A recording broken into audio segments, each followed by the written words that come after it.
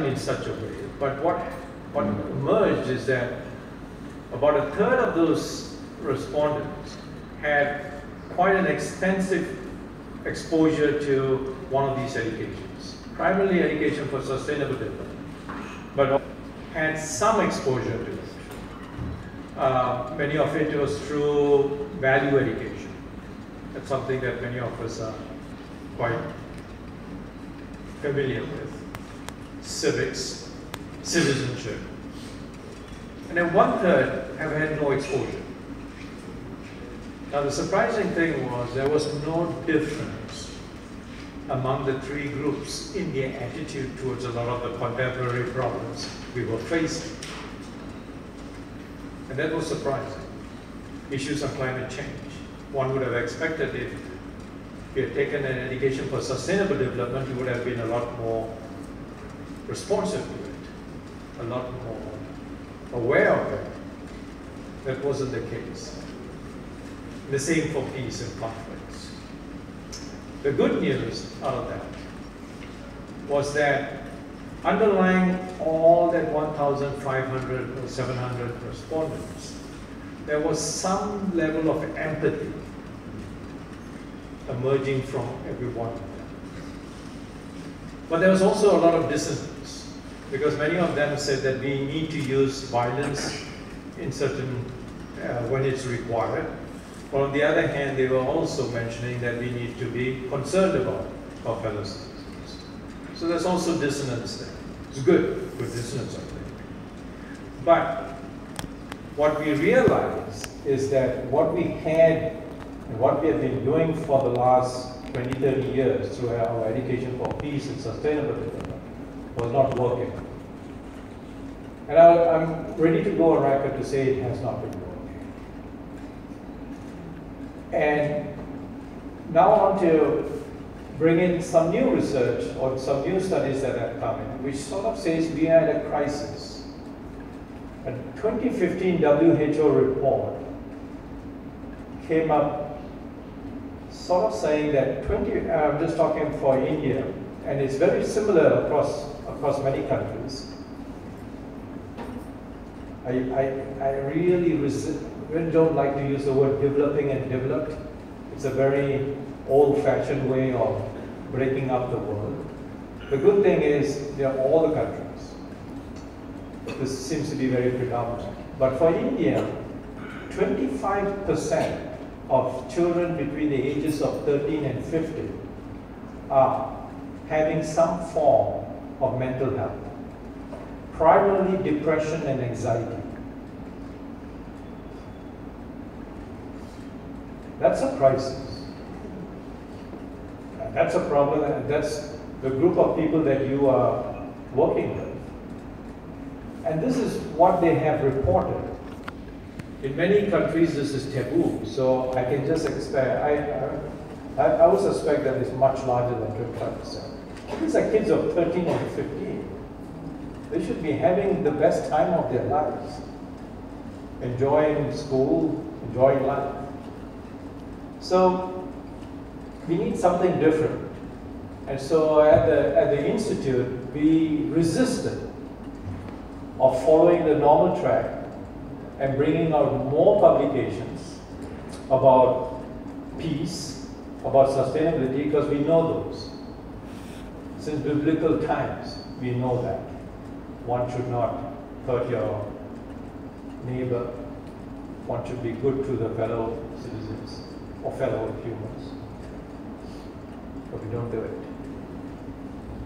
And what we zeroed in, and the good news is that there's so much research but this is not research over the last 40, 50 years, research over the last 20 to 30 years, but from the neurosciences of learning, psychology learning.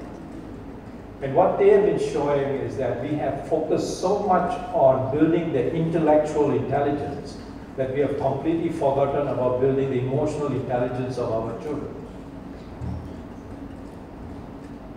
And that's where our gap is. And so the Institute immediately grabs on this.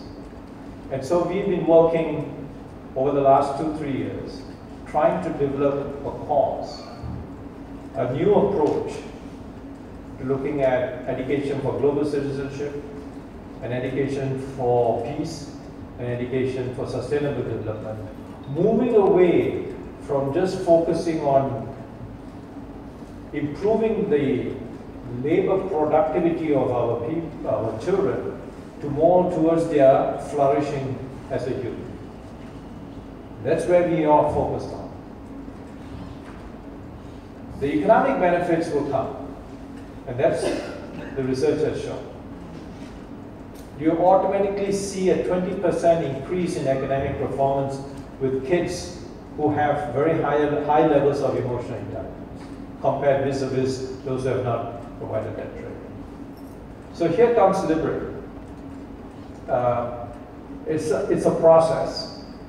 What we are going to be introduced to today over the next 4 days is about modules on global citizenship.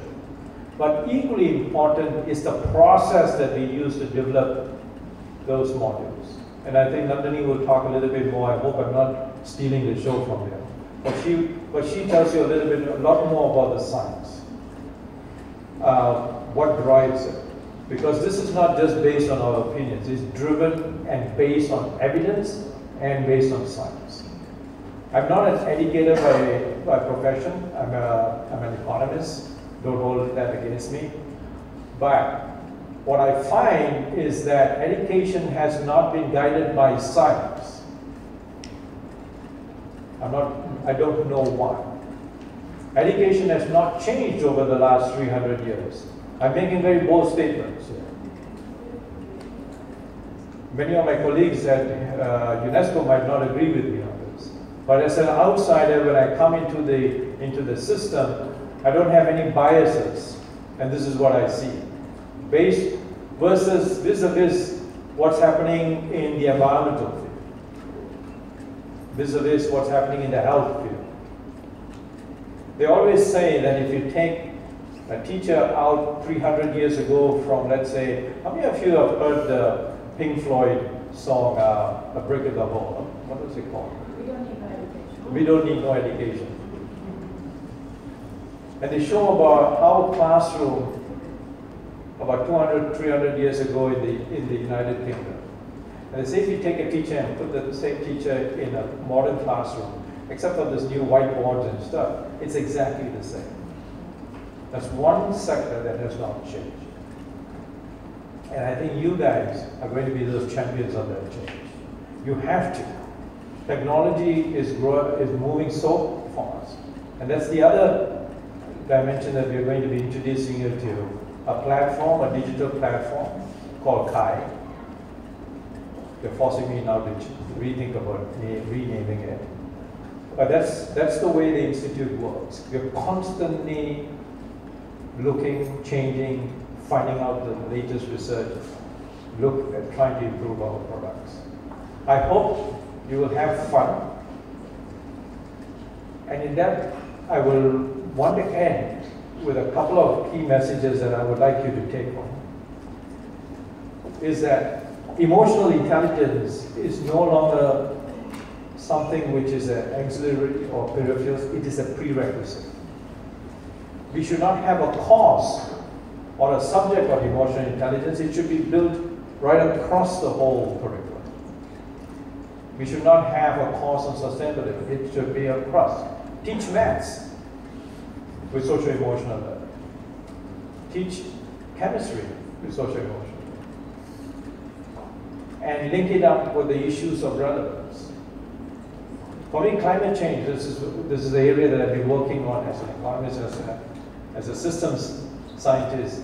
Climate change provides such a rich environment to teach maths, science, across from grade 1 right up to grade 12, and even after school.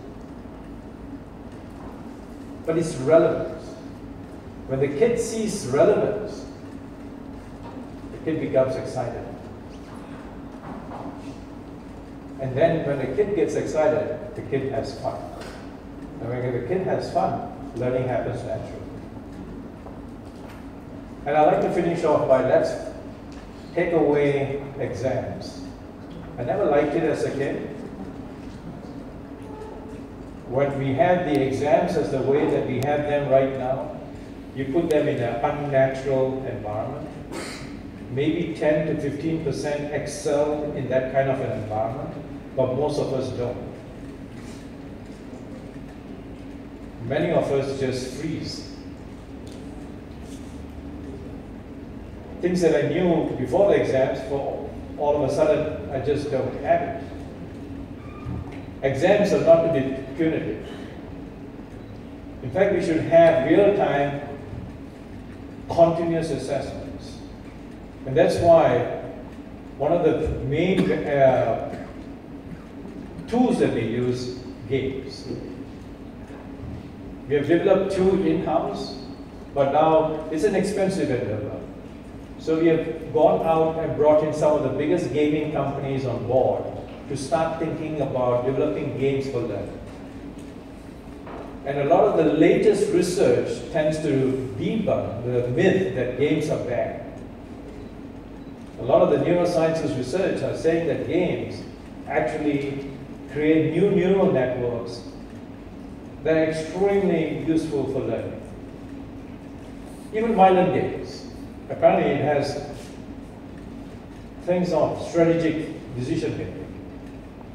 When I play Call of Duty, it makes me start thinking about strategy, thinking about all for the wrong reasons, but inward, it's starting to develop new neural networks.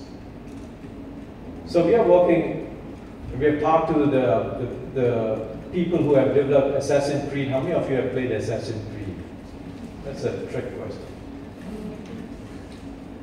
All right, so that's our basic, that's our initial conditions. Who developed Assassin's Creed? Sorry? Asking who developed Assassin's Creed. Well, none of them have played Assassin's Creed, so they're not going to say who developed Assassin's Creed. But the kids play it all the time. And the company that developed Assassin's Creed is called Ubisoft. Headquarters is in France, but the group that made it is in Montreal. We visited them. They're very interested in using that game for actually learning. And some of our teachers who are in our network have developed games with learning outcomes with these kind of games. Because the word serious games is oxymoronic. Games should be fun. Yeah? So let me end off by saying we should make learning fun. And that's the challenge that I would leave all of you for the next 4 days. Thank you very much. Thank you.